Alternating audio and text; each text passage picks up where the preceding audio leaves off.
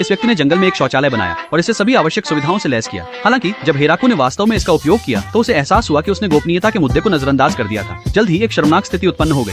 उसके रहने की जगह बनने से पहले ही हिराकू ने पहले शौचालय बना लिया था। अपनी बुनियादी जीवन आवश्यकताओं को हल करने के बाद हिराकू अब मन की शांति के साथ खेती कर सकता था। हालांकि उसके पास अभी बीज नहीं थे। उसने पहले ही हर जमीन के टुकड़े के लिए फसलें योजना बना ली थी।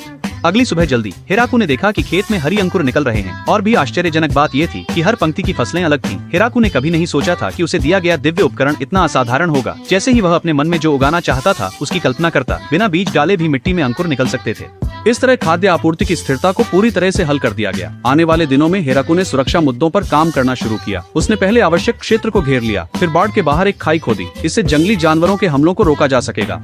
उसके बाद हिराकू ने अपना घर बनाना शुरू किया। क्योंकि उसके पास कोई चिपकने वाला नहीं था, उसने पारंपरिक मोर्टिस एंटेना शिल्पकला को चुना। छत पेड़ की छाल से बनाई गई थी और लकड़ी की कीलों से जड़ी गई थी। इस बीच हिराकू यह जानकर प्रसन्न हुआ कि जब उसने दिव्य उपकरण को पानी के कैन में बदलकर खेतों की सिंचाई की तो अंकुर बहुत तेजी से बढ़े। उसकी कृषि भूमि पहले से ही आकार ले चुकी थी।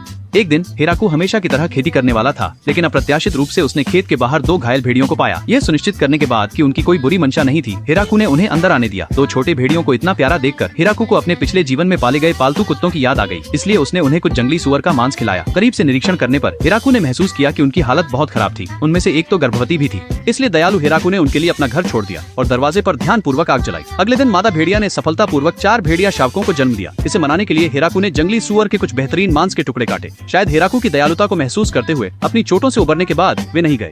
इसके बजाय उन्होंने इस जगह को अपना घर बना लिया। हिराकू अपने साथियों के साथ बहुत खुश था, इसलिए उसने पास में एक और घर बनाया और उन्हें नाम दिए। नर को कुरो कहा गया, मादा को युकी कहा गया। आने वाले दिनों में सभी के पास अपनी भूमिकाएं थीं। युकी घर की रक्षा करती थी, कुरो शिकार पर जाता था, जबकि हिराकू खेती और फसल काटने पर ध्यान केंद्रित करता था। भले ही दूसरी दुनिया में जीवन बहुत आरामदायक था, हिराकू को अभी भी कुछ कमी महसूस होती थी। दिन एक एक करके बीतते गए। 4 भेड़िए के बच्चे बड़े हो गए। उनकी मदद से हिराकू आखिरकार जंगल में खोना बंद कर दिया। एक दिन हिराकू ने आखिरकार घर से लगभग 6 या 7 मील दूर वह नदी खोज ली जिसकी उसे लंबे समय से तलाश थी। इसलिए उसने खेतों तक पानी लाने के लिए एक जलमार्ग